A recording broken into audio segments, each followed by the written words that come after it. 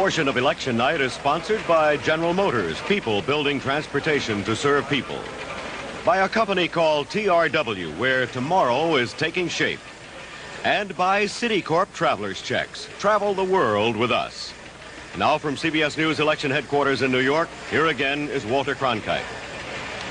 Well, back here at our election headquarters, we've finally gotten Governor Reagan over that 50% hurdle he's been holding on to for most of the evening in the popular vote across the country.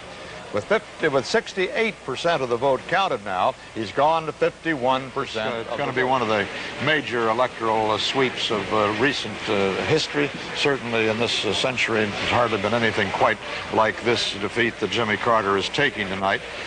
He has won just 35 electoral votes, as you see. 415 have been won for Ronald Reagan.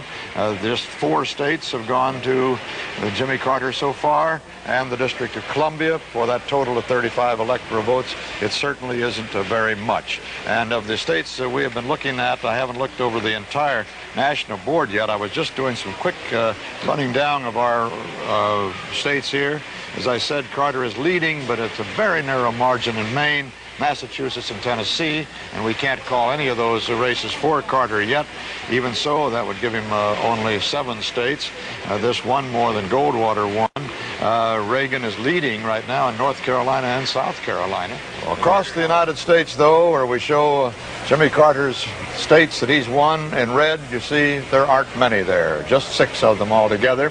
And for Reagan, well, it's a different story. They're shown in blue, and this country is almost solidly in the Reagan colors tonight. You can sit here tonight.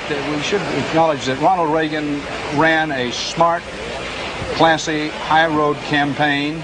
Not only did he fail to make a mistake, but he made a lot of the smart moves. Now, as we went along during the night making some notes, Jimmy Carter had no base or political message to offer the voters. Jimmy Carter, standing in the trial heats, consistently ran ahead of his job rating, and eventually the facts and his job rating caught up with him. Ronald Reagan used the debate to convince voters that he was not this mad Hollywood bomber from the West, that he was presidential, whether it was justified or unjustified. He convinced people of that in debates.